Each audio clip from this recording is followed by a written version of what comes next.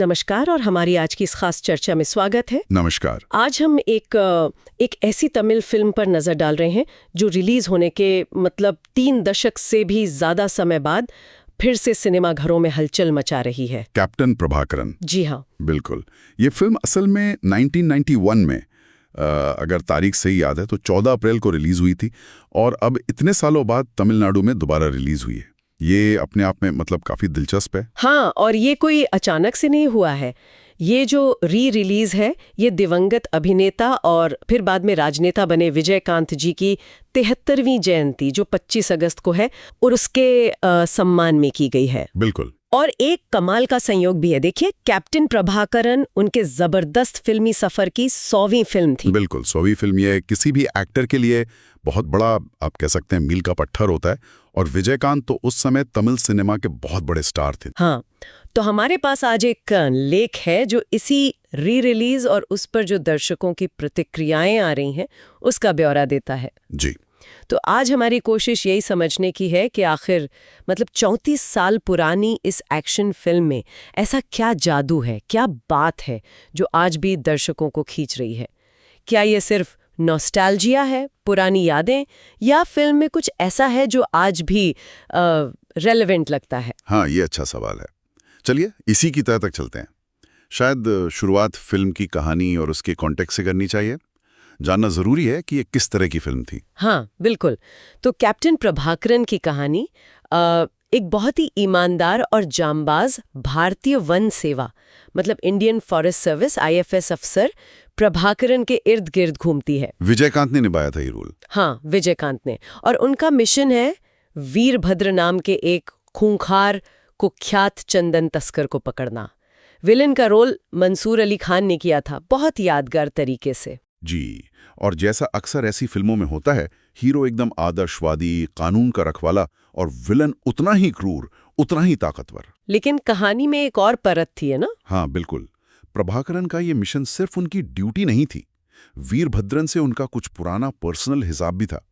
वो एंगल कहानी को और ज्यादा इमोशनल डेप्थ देता था। और फिल्म के डायरेक्टर थे R.K. सेल्मनी।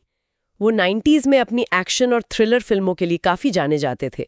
विजयकांत के साथ उन्होंने कई हिट फिल्में दी। और जैसा हमने कहा, ये उनकी 100वीं फिल्म थी। सोचिए, उस जमाने में फिल्में बनने की रफ्तार आज से कई ज्यादा तेज थी, फिर भी 100 फिल्में पूरी करना एक बड़ी उपलब्धि थी। ये विजयकांत की पॉपुलैरिटी और उनके काम के प्रति लगन का सबूत था। सही कहा। जहां तक मुझे याद है, 1991 में जब ये रिलीज हुई थी तब भी ये कमर्शियली बहुत सक्सेसफुल रही थी और क्रिटिक्स ने भी तारीफ की थी, खासकर विजयकांत की परफॉर्मेंस और एक्शन सीन्स की। अच्छा, अब आते हैं अभी पर, इसकी रिलीज पर। जैसा हमने बताया, विजयकांत जी की जयंती के आसपास शुक्रवार 22 अगस्त 2025 को ये फिर से थिएटर्स में लगी। हाँ। चेन्नई में इसका एक प्रीमियर भी रखा गया जहां फिल्म से जुड़े कई पुराने लोग मौजूद थे। हाँ, मैंने भी पढ़ा। लेख में जिक्र है कि प्रीमियर में एक्ट्रेस अंबिका थीं, जिन्होंने फिल्म में अहम रोल किया था। Director R.K. सेल्मनी खुद थे और वो जिन्होंने विलन का रोल किया, मंसूर अली खान, वो भी थे, और विजयकांत जी के बेटे षणमुख पंडियन भी। हाँ, तो एक तरह से उस दौर की यादें ताज़ा हो गई होंगी। बिल्कुल, एक रीयूनियन जैसा। और सबसे हैरान करने वाली बात जो खबरों में आ रही है वो ये है कि रिलीज पर फिल्म को जबरदस्त रिस्पांस मिल रहा है। कह रहे हैं कि कई शोज हाउसफुल जा रहे हैं। अच्छा। हाँ, और दर्शकों का उत्साह वैसा ही है जैसा शायद 1991 में रहा होगा। ये थोड़ा चौंकाता है ना? बिल्कुल चौंकाता है। आप सोचिए, 34 साल, इन सालों में सिनेमा कितना बदल गया है। टेक्नोलॉजी, कहानी कहने का तरीका, ऑडियंस की पसंद, सब कुछ। हाँ, सब कुछ। आमतौर पर पुरानी फिल्मों की रिलीज को एक लिमिटेड नॉस्टैल्जिक दर्शक ही मिलते हैं, लेकिन कैप्टन प्रभाकरन का इस तरह से धूम मचाना ये बताता है कि फिल्म सिर्फ पुरानी यादों के सहारे नहीं चल रही। हाँ, इसमें जरूर कुछ और बात है। हाँ, कुछ ऐसा है जो आज भी कनेक्ट कर रहा है। ये उस फिल्म की क्राफ्ट, उसकी कलात्मकता के टिकाऊपन पर सवाल उठाता है कि भाई वो कौन से तत्व हैं जो इसे इतना ड्यूरेबल बनाते हैं। और इसी सवाल का एक बड़ा दिलचस्प जवाब हमें एक्ट्रेस अंबिका के नजरिए से मिला, जो प्रीमियर पर थीं। उन्होंने इस पर रोशनी डाली कि ये फिल्म आज भी इतनी फ्रेश और आकर्षक क्यों लगती है। अच्छा, क्या कहा उन्होंने? ये सुनना दिलचस्प होगा। अंबिका का कहना था कि फिल्म की ताजगी का एक बड़ा कारण ये है कि इसे बनाते समय किसी बहुत ज़्यादा हाई-फाई या उस समय की मतलब अवांट-गार्ड टाइप की बहुत नई या एक्सपेरिमेंटल तकनीक पर निर्भर नहीं किया गया था।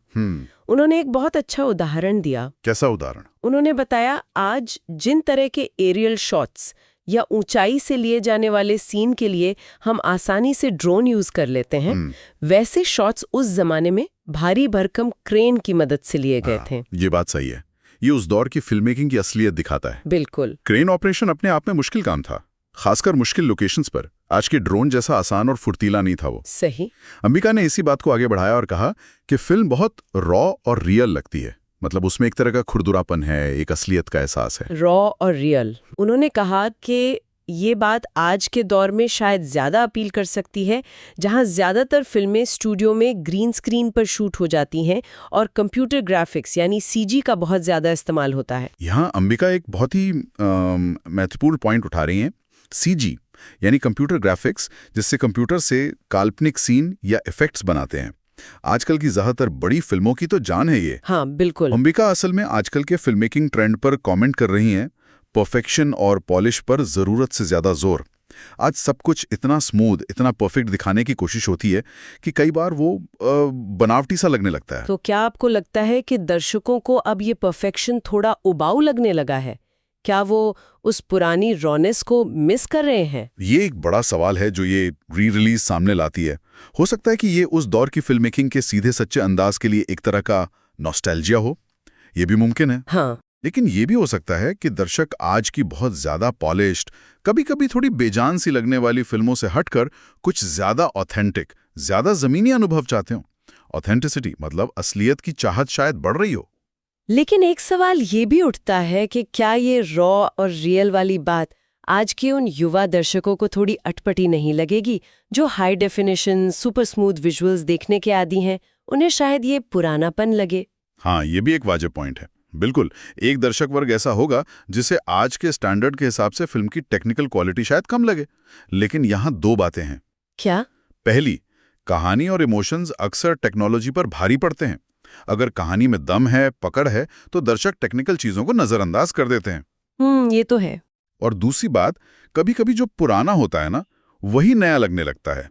आज के डिजिटल परफेक्शन के दौर में वो पुरानी सेलुलॉइड फिल्म का लुक, वो क्रेन से लिए गए शॉट्स का थोड़ा अलग वजन, एक ठहराव, ये सब मिलकर एक यूनिक विजुअल एक्सपीरियंस दे सकते हैं जो अपने आप में फ्रेश महसूस हो। हाँ, शायद यही उस रॉ एहसास को बढ़ाता है जिसकी बात अंबिका कर रही थी। बिल्कुल, शायद यही वजह है। अंबिका तो इतनी इम्प्रेस थी कि उन्होंने इच्छा जताई कि डायरेक्टर आर.के. सेल्वमनी को आज की पीढ़ी के लिए बिल्कुल इसी रॉ और रियल अंदाज में एक फिल्म बनानी चाहिए। अच्छा, ये दिखाता है कि उस स्टाइल की कदर करने वाले लोग आज भी हैं। और इस स्टाइल को समझने के लिए ये जानना भी जरूरी है कि फिल्म की सेटिंग क्या थी और उसे शूट कैसे किया गया होगा। हाँ, जैसा हमने शुरू में बताया, ये एक एक्शन फिल्म है और कहानी चंदन तस्कर के इर्द गिर्द है, तो जाहिर है इसकी ज्यादातर शूटिंग असली जंगलों और पहाड़ी इलाकों में हुई थी। आज भी जब हम फिल्म देखते हैं तो वो लोकेशंस बहुत असरदार लगती हैं। अब जरा 1991 के उस दौर में चलते हैं और इमेजिन करते हैं। आज तो हल्के हाई डेफिनेशन कैमरास हैं, गिम्बल हैं स्मूथ मूवमेंट के लिए, ड्रोन्स हैं जो कहीं भी पहुंच जाते हैं। हाँ, आज तो आसान है। लेकिन 1991 में ऐसा नहीं था। कैमरे भारी होते थे, लाइटिंग के लिए बड़े जनरेटर और इक्विपमेंट चाहिए होते थे।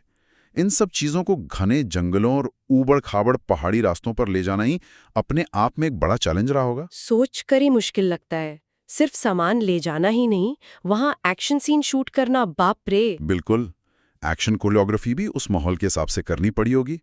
आज की तरह शायद डिटेल्ड वायर वर्क या सीजी एनहांस्ड स्टंट्स की सुविधा नहीं थी। एक्शन को ज्यादा जमीनी, ज्यादा फिजिकल रखना पड़ा होगा। हाँ, ज्यादा रियल लगता होगा। फिर कैमरा लगाना, क्रेन सेट करना, हर शॉट के लिए लाइटिंग मैनेज करना, वो भी ऐसी जगह जहां मौसम कभी भी बदल सकता है, जंगली जानवरों का खतरा, ये सब बहुत धैर्य और स्किल का काम रहा होगा। तो ये जो रॉ और रियल एहसास की हम बात कर रहे हैं, वो सिर्फ एक एस्थेटिक चॉइस नहीं थी, बल्कि उस समय की तकनीकी और लॉजिस्टिक मजबूरियों का नतीजा भी थी। हाँ, काफी हद तक।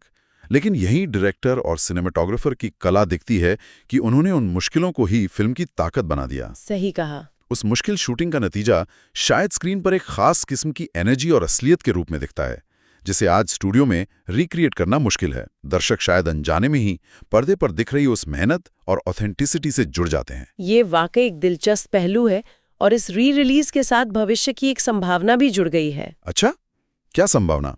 खबरों के मुताबिक फिल्म के ओरिजिनल डायरेक्टर आर.के. सेल्वनी और विजयकांत जी के बेटे षणमुगपंडियन, जो खुद भी एक्टर हैं, दोनों ने कहा है कि वो कैप्टन प्रभाकरन का सीक्वल बनाने के विचार के लिए ओपन है। अरे वाह! हाँ, और इस पर काम करने को तैयार हैं।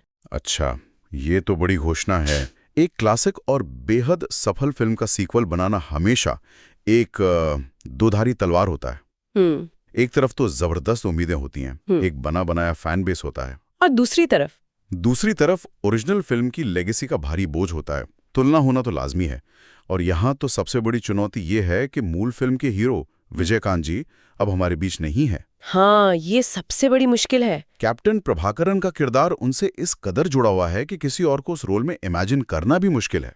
तो फिर सीक्वल बनेगा कैसे? मतलब कहानी आगे बढ़ेगी या कोई नया कैरेक्टर आएगा? यही सबसे बड़ा क्रिएटिव सवाल होगा। क्या वो षणमुगपंडियन को लेकर कहानी को आगे बढ़ाएंगे, या फिर कैप्टन प्रभाकरन की विरासत को किसी और तरीके से पेश किया जाएगा? और उससे भी बड़ा सवाल ये कि क्या वो सीक्वल आज के ज़माने के हिसाब से बनेगा, एकदम लेटेस्ट टेक्नोलॉजी और एक्शन के साथ, या फिर वो अंबिका की बात मानकर ओरिजिनल फिल्म के रॉ और रियल अंदाज को बनाए रखने की कोशिश करेंगे? ये तो वाकई एक मुश्किल बैलेंस बनाने जैसा काम होगा। आज के दर्शकों को भी लुभाना है और पुराने फैंस की भावनाओं का भी ख्याल रखना है। आपके हिसाब से सबसे बड़ी चुनौती क्या होगी इसमें? मेरे ख्याल में सबसे बड़ी चुनौती होगी ओरिजिनल फिल्म की आत्मा को पकड़ना। वो सिर्फ एक्शन या कहानी नहीं थी, बल्कि विजयकांत का एक खास अंदाज था, एक नैतिक दृढ़ता और ईमानदारी का जो ऑरा था, जो उन्होंने किरदार को दिया था। सही। उसे दोहराना या रिक्रिएट करना तो लगभग नामुमकिन है। इसलिए शायद एक सफल सीक्वल के लिए कहानी को एक नई दिशा देनी होगी, जो ओरिजिनल को सम्मान दे लेकिन अपनी एक अलग पहचान भी बनाए। ये तो वक्त ही बताएगा कि सीक्वल बनता है या नहीं, और अगर बनता है तो कैसा होता है। लेकिन इस घोषणा ने यकीनन चर्चा को और गर्म कर दिया है। हाँ, बिल्कुल। और ये दिखाता है कि कैप्टन प्रभाकरन की कहानी में अभी भी जान बाकी है। तो कुल मिला के आज हमने देखा कि कैसे एक 34 साल पुरानी Tamil action film captain Prabhakaran अपनी री रिलीज पर भी दर्शकों का दिल जीत रही है। इसकी सफलता के पीछे कई कारण नजर आते हैं।